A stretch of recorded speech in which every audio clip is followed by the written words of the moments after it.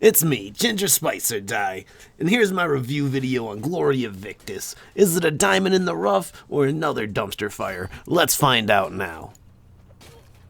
Gloria Victis is a medieval, skill-based, directional combat siege warfare MMORPG with all the bells and whistles that come with that acronym. It has the crafting, it has the PvE, it has the PvP, and it has all the social aspects of the classic MMO titles like UO, EverQuest, or even vanilla World of Warcraft. I will be breaking down the game in 4 sections for this review. 1. The PvPvE elements. 2. The PvP siege/arena elements. 3. The crafting and gathering. 4. The social aspects and overall MMORPG vibe. The PvPvE breaks down into 2 categories. 1. Events that you can teleport to as they happen. An example, Sea Race, Volcano, and the Rite of One. Or 2. Things that you have to group up and walk to. An example, Raggy, Brandon, Sirius, Hound's Lair, and the Temple of Doom.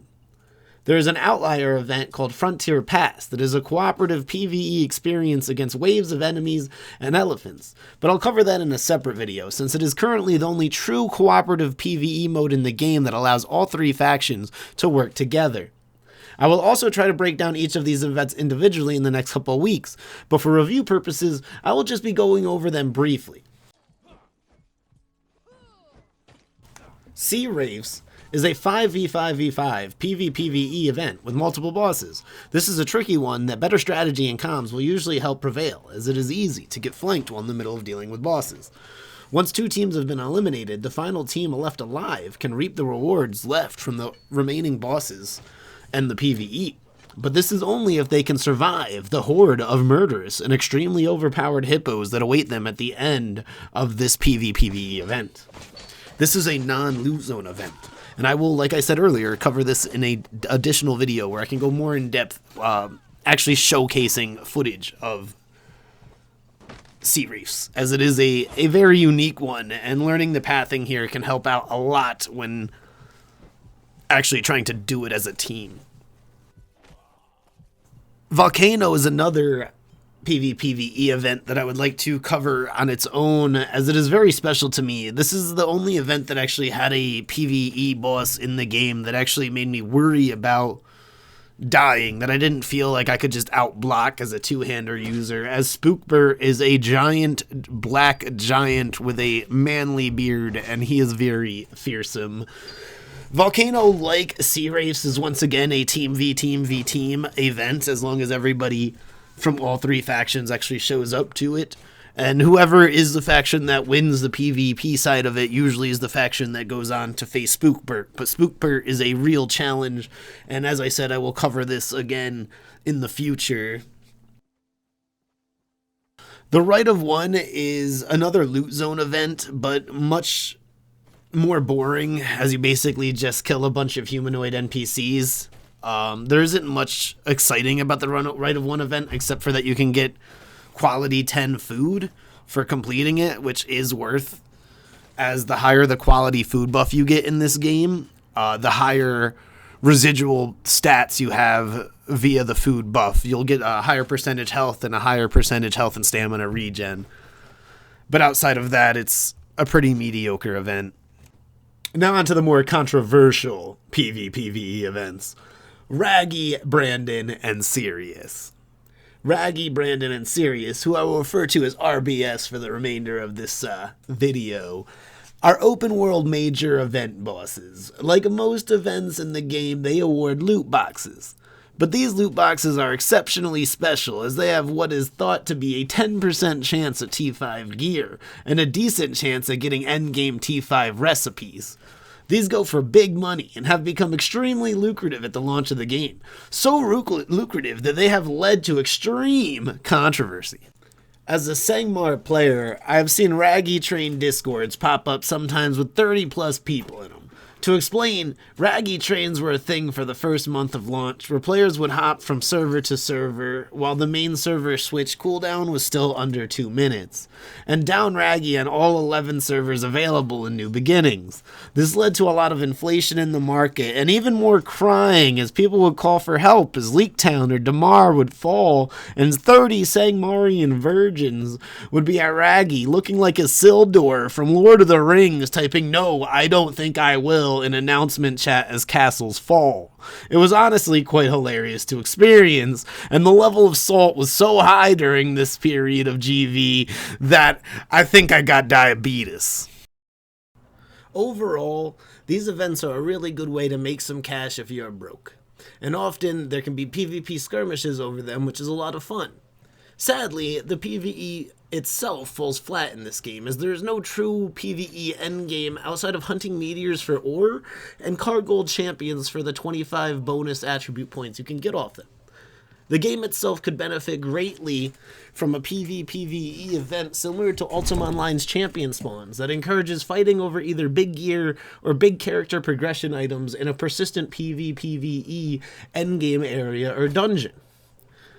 If you play MMOs specifically for PvE and don't enjoy in-depth crafting to hold over a lack of dedication to PvE, then simply put, Gloria Victis is not going to be for you. Now on to the steak of the steak and potatoes, the PvP. This is where Gloria Victis gets me a little weak in the knees like some corny pickup lines. As an old school UO player, this is probably the most casual friendly PvP MMORPG ever made that has stuff for both the casual and the super hardcore gamer to enjoy. While it has a loot zone, the loot zone is extremely forgiving, with a point system that only allows for one weapon or a piece of gear and some mats to be looted per kill. This makes for a good risk-reward system like survival games UO, Darkfall, or the more recent Mortal Online 2. But with a softer approach, allowing casual folks who probably would never play those full loot games to actually enjoy a true semi-hardcore PvP MMO without loot anxiety. This is a major standout point for Gloria Victis that I think will help carry this game as a niche for years to come. The PvP in this game as an MMORPG is extremely balanced and has an extremely high skill ceiling. I have never seen a game where more people cried about hackers and cheating when in reality they are getting skill diffed. And they are getting skill diffed hard. The top 20 players on Homeridge 1 in Arena are all the equivalent of raid bosses out in the field. My buddy Deafening Chungus said it best. It's like Darth Vader stepping forward, and sometimes you have to decide between focusing on Darth Vader or trying to take out the stormtroopers. The PvP breaks down into small-scale roaming, castle and fort sieges, and 1v1 arena. GV has a team arena, but until rewards/leaderboards and some sort of team-making GUI is added to the team arena, it's pretty much solely just for practicing. I spent roughly 50 to 100 hours now in the Homeridge 1 arena, practicing against the best of the best vets that you can think of from Legacy, and it has really paid off for me, especially when dealing with most of my fellow new players. This game brings a whole new meaning to get good. You have to master feigning, footwork, tap blocking, kick timing, chambering, which is this game's parry system, and counter chambering, all at a high level, just to compete with the best. It's an invigorating system that is reminiscent of Dark Souls, where the player progression is less the skills, levels, or gear gained, but you dying, learning, and getting better at the game as a gamer. Then repeating that 1,000 times till you finally feel like you're good at the game. The siege warfare itself falls off a bit from the open field and 1v1 fights, as sieges often end up in gatehouse battles, with spearmen striking at and from the gates, and archers trying to dispose of each other from the walls and ground. While compared to, say, Mordhau, the siege gameplay is mid-tier. In the MMORPG market, though, the skill-based combat mixed with the siege warfare makes this a special MMORPG. So much, I would say, as a persistent world, Gloria Victis dethrones Elder Scrolls Online when it comes to a siege warfare endgame, as Stonehelm simply just blows Cyrodiil out of the water, no questions asked. Small-scale roaming and rat work persists in Gloria Victis just as it does in most modern survival games. It's always fun to stalk a commonly used road with your buddy stealth in the bushes just waiting for passerbys. Overall, the PvP in this game is far above average. Server desync and the occasional rubber banding keep it from its true potential, and sieges still fall flat to some lobby games. But as a persistent world, Gloria Victis takes the crown when it comes to MMORPG siege combat. I look forward to seeing what they add and tweak in the months and years to come. The crafting and gathering. Gloria Victis doesn't really break any massive boundaries when it comes to the crafting and gathering systems. What it does do is build on established MMO methods very well. Gathering is broken down into nodes. These are mining, woodcutting, fishing, disassembly, archaeology, and forestry and farming. Crafting is broken down into tailoring, armor smithing for gear, and weaponsmithing, cooking, and herbalism, and engineering for other things. Almost all of these skills can be broken down into their own videos, but for the sake of time and relevancy, I'll just give you the gist of it. Every crafting skill in GV is interconnected. You will find yourself, if you are a lover of crafts, to fall down the rabbit hole like Alice very, very quickly. Want to create weapons? Well, you're gonna need leather for the straps. What about wooden handles? Better break out the carpentry table and fish up some carp for oil, or those hammers are never gonna make it to market. As you progress your main skill, you will notice yourself slowly progressing others you had no intention of doing as you craft your way to endgame.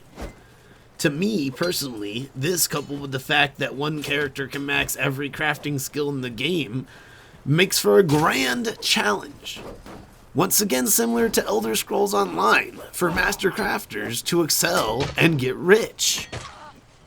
While there isn't much flair to the crafting in this game, it gets the job done and feels good doing it. The gathering is simplistic, and farming while sipping your morning coffee can be a very relaxing experience. The social experience. While other titles like WoW Classic have toted about the social experience, Gloria Victis' MMORPG really shines in the social department. Your behavior and how you carry yourself and how you interact with different people and guilds will build your reputation. Things like alliances being stubborn or egotistical can lead to all the other guilds on the server leaving due to bad vibes or communication. Things like turning friendly fire on could turn you into an urban legend like Mace 47. Either way, whatever you do in this game, somebody will remember. I love this aspect of MMORPGs as it's one of the most special aspects of the early era of them, with games like UO and EQ. The friends you make at the farm fields and the battlefields will become friends you game with every day. That guy next to you yesterday at the shield wall, he's back, and this time, his shield won't break. The person you gave a great deal on steel bars, he just ran across you and offered a bomb-perfect horse at a discount. Gloria Victis is a classic MMORPG in all the aspects that are social, and it feels very intentional and by design. Some of the folks I met leveling on Noob Island, I'm still playing with a month later. Now for the bad side. The cons. Sadly, a mixture of not enough servers, Twitch streamer Jonah Vale's stalker DDoS attacks, rubber banding, loading character bugs, firewall bugs, and database overloads causing the devs to disable crafting occasionally have led to a rocky launch and first couple of weeks. Most MMO vets are used to this kind of stuff, but it is still kind of sad to see for a small indie title with big potential. A true dedicated endgame PvE or PvPvE hasn't been implemented, and like New World, this will push a lot of players away. At least unlike New World, the PvP is still really, really good. While it falls to lobby-based siege games like Mordhau, as an MMO, it has the current best siege mechs and battles in the game. The 1v1 and skill caps are insanely high, which offers an exceptional experience for those who are hyper-competitive. As a hardcore MOBA player myself, I can see myself logging in just to compete in the 1v1 arenas and prove myself in the leaderboards. The game has a distinct lack of music outside ambience. I think at least having some tracks added for towns and castles would add to the overall atmosphere of the game. If walking into the Gates of Herdun hit you with a special Herdun only jingle, it would be a much more memorable location than it is currently. That said, GV being a truly open social experiment can lead to lots of negativity. You always have those crazed egotistical sociopaths, the grand strategy guild leaders who want to be king of the castle, and generally people displaying their mental illness and addictions online. But in the end, all of the bad with the good, that's what makes society. And in Gloria Victis, the people are the end game. The biggest con I have of them all is the developer's rules.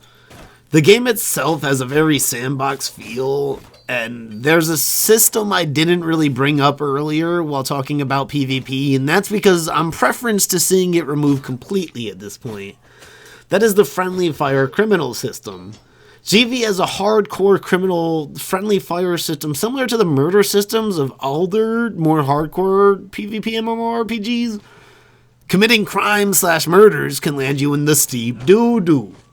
And you can find yourself spending literal days IRL time farming hemp to try and be a free person again once you go deep enough criminal. You would think that would be enough. But you can actually get banned for using this developer-designed and implemented feature in-game. All it takes is one salty dev to look at one salty report, and you're a griefer now and permanently banned forever. This kind of behavior from a game developer, at least from what I understand, is completely intolerable. Nobody should ever be banned for using actual in-game features, especially a feature with such strong checks and balances already in place. And until some sort of actual statement is made from the development team on whether they will remove the system or make a proper statement on where the fine line is on what they can use as a broad stroke of trolling, which to me just sounds like copium, for literally any reason they want, I kind of honestly recommend anybody who plays this game use the friendly fire or go criminal, because you may get banned. All in all, with all the cons, this game is still a massive diamond in the rough. Great combat, solid crafting, and a grand social experience make up for the overall lack of dedicated PvE or PvPvE endgame.